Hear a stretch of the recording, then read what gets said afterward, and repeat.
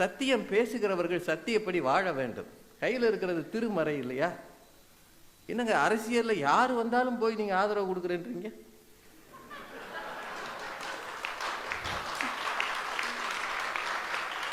ஒன்றும் வேண்டாங்க, நான் ஆளுங்கட்சி இல்லை, ராயனுக்குரியது ராயனுக்கு கொடுக்கணும்ல, அதுக்கு தான். அப்ப தேவனுக்குரியது தேவனுக்கும் கொடுக்கணும்ல, கொடுக்கணும். கேட்பார்ல, இந்த ராயம் வந்தாலும் போறீங்க, அந்த ராயம் வந்தாலும் போறீங்க, பொதுமக்கள் குழம்பி கிடக்காயா எவனுக்கு ஓட்டு போறதுன்னு. ஒண்ணு வேண்டாயா. கிறிஸ்தவ பெருமக்கள் ஒரே ஒரு கேள்வி கேட்கிறேன், இது டிஎல்சி ஆகட்டும் எதுவா இருக்கட்டும், உங்களுடைய பாஸ்டரேட் கமிட்டிக்கு இவ்வளவு சண்டை எதுக்கு? அதுவும் ஆண்டவர் அனுப்பிச்சிருப்பாரு. போலீஸ்காரர் எதுக்கு வந்தாரு கேட்டீங்களா? எங்கேயாவது எதுக்கு போலீஸ்காரர்? ஒரு சத்திய வேதத்தை திறந்து வச்சு அத்தனை பேர் சமாதானமாக ஒத்துக்கொள்ளலாம் இல்லையா? இருக்கிறதெல்லாம் ஒரு கிறிஸ்துவுக்குள் ஒரே மாம்சமாக இருக்கிறீர்கள், உங்களுக்குள் எதற்கு பிரிவினை? கேட்கிறோமா என்னைக்காவது? அதிசயா எங்களை பார்த்து அவரு தாஸ் பிரதர் ஜான் கென்னடி இன்னைக்கு பயங்கரம். கிறிஸ்துமஸ் குடியில எல்லாம் அடையாளம் தான்.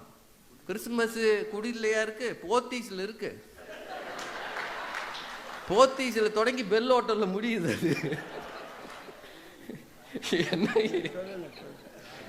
நான் ஒரே ஒரு கேள்வி கேட்கிறேங்க. தாஸ் பிரதர் இன்னைக்கு நல்லா பேசினார், எனக்கு ரொம்ப பிடிச்சது. ஏன்னா அவரெல்லாம் பட்டிமன்றம் பேசுவாரா நான் யோசிச்சேன். இல்ல குடில் பத்தி அவர் ஒன்றும் சொல்லல. இல்ல அவரு ஜான் கென்னடி தான் சொன்னார். தாஸ் பிரதர் சொன்னார், கார்ல போறவங்களாம் பார்த்தா அவருக்கு சந்தோஷமா இருக்குமா.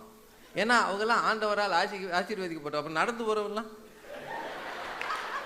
நான் தெரியாம கேட்கிறேங்க. இந்த மண்ணிலே நடந்து போனவர்கள் தான் விவிலியத்தை பற்றி பேசினார்கள். உங்களுக்கு கால்டுவெல் பிஷப்பை பத்தி தெரியுமா? இடையங்குடியில என்ன பண்ணாரு தெரியுமா? அந்த ஊரிலே அடிமைப்பட்டு கிடந்த அத்தனை மக்களுக்காகவும் அவர் போராடினார் 40 வருஷம். தினசரி ஒரு மரம் நட்டார், குதிரையில போனார். ராத்திரி நேரத்துல குதிரையில, அந்த காலத்துல வழி கிடையாது. இன்னைக்கே இடையங்குடி போக போனா வழி தெரியாதியா? நேற்று ராத்திரி நான் போய் படாத பாடுபட்டு போனேன். அவன் சுத்த விட்டுட்டான். குதிரைகளிலே பயணம் பண்ணி நடுராத்திரியிலே வருவாராம். இருட்டி போனால் வழி தெரியாதான். அதற்காக ஆலயத்தின் மேலே ஏறி நின்று கொண்டு தீவெட்டிகளை காட்டி வழி தப்பி அவர் போய்விடக் கூடாது என்று அந்த மக்கள் வாழ்ந்திருக்கிறார்கள். அவர் வழி தப்பி போகாதபடி கஷ்டப்பட்டு, அவர் வழி தப்பி போனாலும் அந்த மக்கள் வழி தப்பி போகக்கூடாது என்பதற்காக தன் வாழ்க்கையை கொடுத்தவர்கள். கார்லயா போனாரு? கார் இல்லையா? என்னைக்குமே பழச மறந்துடுறோம். நிறைய சொல்லி இருக்கிறார். மோகன் சிலாசரஸ் ஐயா மாதிரி ஒரு சிலரை மாதிரி ரொம்ப ரொம்ப தங்களை எளிமைப்படுத்திக் கொள்கிறவர்களை நான் அங்கீகரிப்பேன் எப்பவுமே. எனக்கு அவர்கிட்ட ரொம்ப பிடிச்ச விஷயமே எளிமையா இருக்கிறது தான். ஆவியில் எளிமை உள்ளவர்கள் பாக்கியவான். நாங்க ஒருத்தருக்கு ஒருத்தர் பாராட்டுறதுக்காக நான் சொல்லலை. எப்பவுமே எனக்கு அந்த எங்க இதுலயே அது கிடையாது. ஆனா ஒரு சிலருக்கு கோட்டு போடலைன்னா ஆண்டவர் பேசவே மாட்டேங்கிறாரு. ஏன்? நீ சந்திக்கிற மனிதன் சாதாரண மனிதன் அல்லவா? சாதாரண மனிதனுக்கு சத்தியத்தை அறிவிப்பதற்கு எதற்கு இந்த வேஷம்? என்றைக்காவது கிறிஸ்தவம் கேட்கிறதா அந்த கேள்வியை?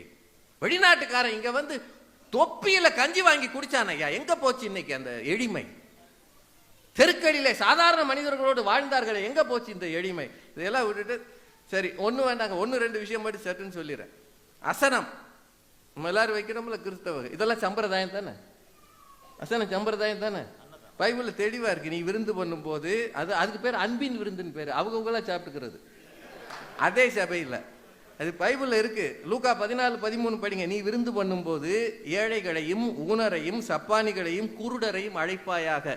எந்த சர்ச்சில் அழைச்சிருக்கீங்க? அப்பொழுது நீ பாக்கியவானாக இருப்பாய். அம்மா சொன்னாங்கல்ல பரலோகத்துல இடம் பிடிக்கணும்னு. நீதிமான்களின் உயிர் தெழுதலில் உனக்கு பதில் செய்யப்படும். சொல்லியிருக்கமா? செஞ்சிருக்கிறோமா? செஞ்சமா என்னைக்காவது? சரி ஒண்ணு வேண்டாம், நித்திய ஜீவனை சுதந்திரித்துக் கொள்வதற்கு என்ன செய்வது? ஆண்டவர்கிட்ட கேட்டானா இல்லையா? ஒரு பையன் ஒரே வரி சொன்னார், உனக்கு உண்டான எல்லாவற்றையும் விற்று தரித்திரருக்கு கொடு. செஞ்சமா? லாக்கர் 7 வாங்கியிருக்கோம், வைக்க இடம் இல்லாம அலைகிறோம். என்ன செஞ்சோம்? இதுதான் சத்தியத்தை பின்பற்றணுமா? ஆனால் ஒருத்தர் கொண்டு வந்து ஒரு தட்டுல ஏதாவது தீபாவளி பலகாரம் கொடுத்தா ஒத்துக்கிறோமா? பக்கத்துல இருக்கிறவன் வந்து கொடுத்தானா இப்படி பார்க்கிறோம், போக முடியாது. தேவனுடைய ராஜ்யம் புசிப்பும் குடிப்பும் அல்ல. சாப்பிட்றதுல என்ன இருக்கு? வாய்க்குள் போகிற எதுவும் உன்னை தீட்டுப்படுத்தாது. படிக்கிறோம்ல, படிச்சிருக்கோமா? பிரியாணி கொடுத்தா மட்டும் சாப்பிட்றோம். பாய் வீட்டுல இருந்து வந்தா மட்டும் ரம்ஜான் ஓகே, தீபாவளி மட்டும் நோ.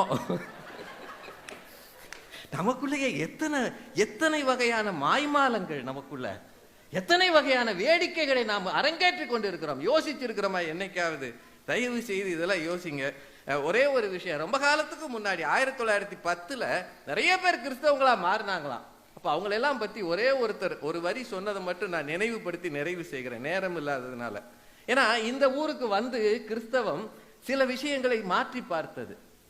நீங்க சங்கீதம் 92:12 ஒரிஜினல் பைபிள்ல நீதிமான் பேரீச்சையை போல் செழித்துன்னு வருமா. இந்த ஊர்ல பனையை போல், அதான் கரெக்டா சொல்றாரு பாருங்க. ஏன்னா இங்க பேரீச்சைன்னு சொன்னா புரியாது. இப்ப மாற்றினார்கள். அங்கிருந்து வந்து சில வகையான சடங்குகளை இங்க ஒத்துக்கிட்டாங்க. நாடாக ஆகத்தான் பிரச்சனை வந்தது. அப்படி ஆனவர்களுக்குள்ளே இந்த ஊரினுடைய அடிப்படை சில உணர்வுகள், ஜாதிய உணர்வுகள் எல்லாம் போகல.